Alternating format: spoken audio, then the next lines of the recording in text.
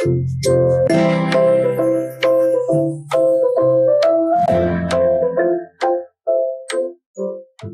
friends, welcome to Learn-with-Singam.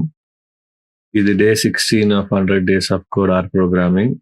இன்னைக்கு நம்ம பார்க்க போகிறது டபுள் ப்ராக்கெட்டுக்கும் சிங்கிள் ப்ராக்கெட்டுக்கும் உள்ள டிஃபரன்ஸ். இப்போ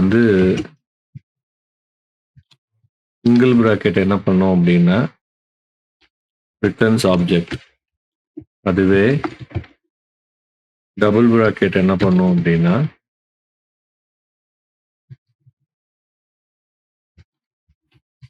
ரிட்டர்ன்ஸ் கண்டென்ட். ஃபார் எக்ஸாம்பிள் இப்போ நான் ஒரு லிஸ்ட் கிரியேட் பண்ணுறேன், லாட்ஸ் ஆஃப் லெட்டர்ஸ் அப்படின்னு ஒரு லிஸ்ட்டை. இதில் லிஸ்ட் ஆஃப்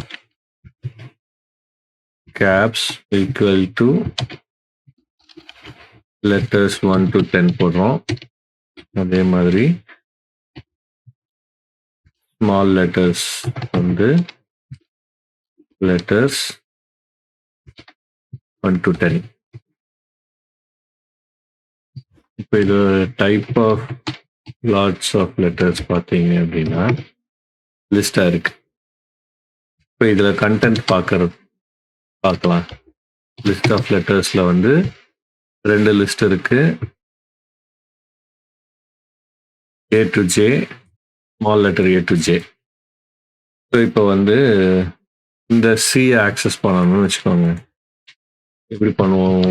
யூஸ்வலாக ஒரு லிஸ்டில் லாட்ஸ் ஆஃப் லெட்டர்ஸ் 1க்கும் 3 இருக்க போகிறோம். ஆனால் இது திஸ் ரிட்டர்ன்ஸ் ஆப்ஜெக்ட்ங்கிறதுனால இட் கிவ்ஸ் யூ நல். இப்போ இது ஸ்டெப் பை ஸ்டெப்பாக பார்க்கலாமே. இதனோட ஸ்ட்ரக்சர் பார்த்தீங்கன்னா lots of letters 1 to 1, 1 to 3. List of 1 இது ஒரு ஆப்ஜெக்டாக கொடுத்துருக்கு. அதனால இது வரல. இப்போ நம்மளுக்கு தேவையானது கண்டென்ட். இப்போ பார்த்தீங்கன்னா str of lots of letters 2 list இருக்கு. 2 லிஸ்ட்ல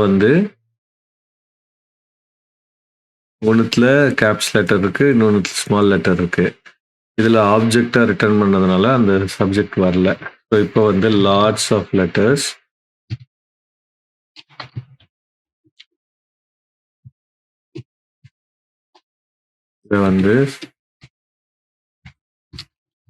கேப்ஸ்.